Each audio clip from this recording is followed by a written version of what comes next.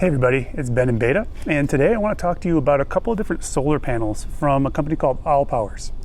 So a few weeks ago, they reached out to me and asked if I would be interested in reviewing some of their products, including these two solar panels and this R1500 power station.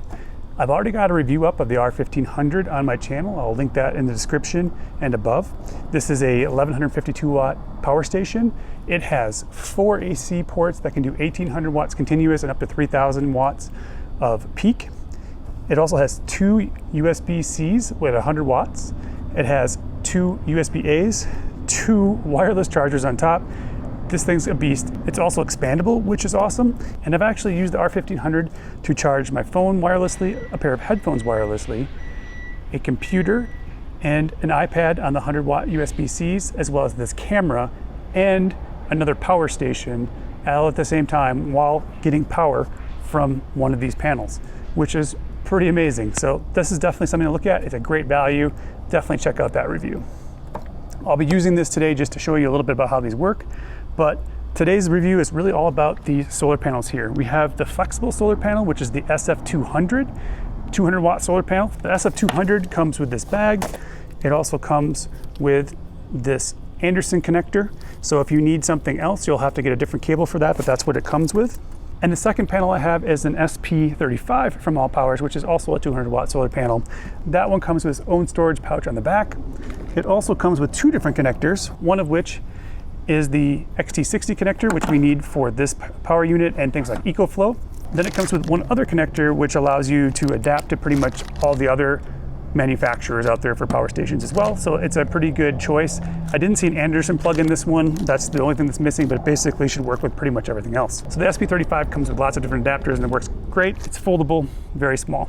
Let's get them plugged in and just see how well they work.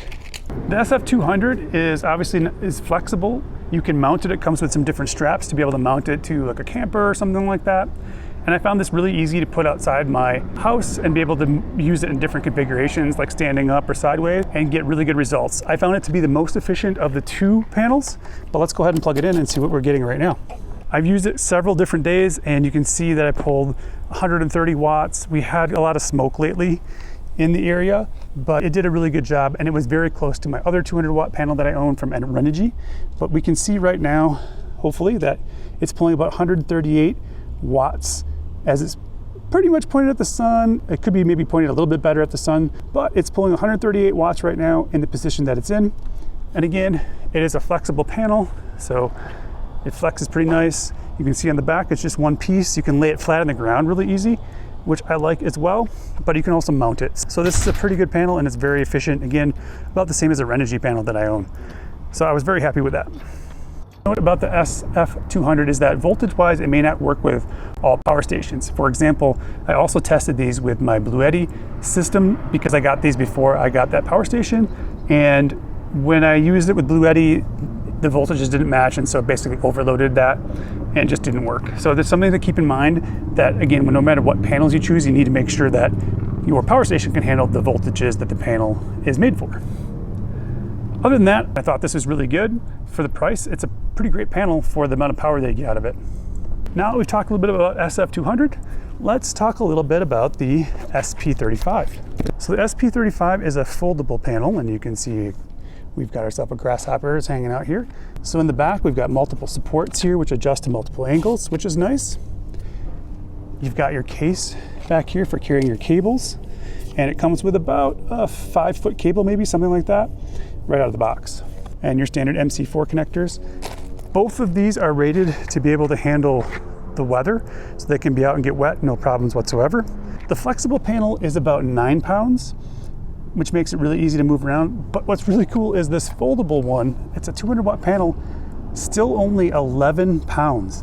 That's crazy, because the other 200 watt panel that I have is 17 pounds, and the 160 watt panel I used to have from EcoFlow was like 15 pounds.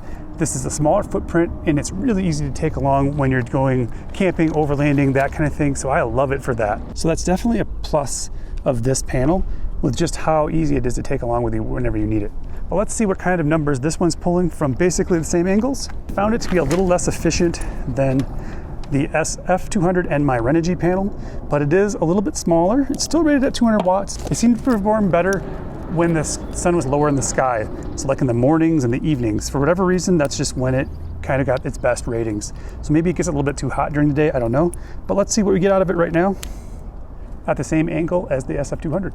All right, and so you can see in this same angle as the SF200, we're pulling only about 64 watts. So basically about half, even though they're the same rating in terms of power. So efficiency-wise, it's not as good, but it's still a pretty good panel to take along with you when you're doing things like overlanding because it's so small, and I actually really like it for that.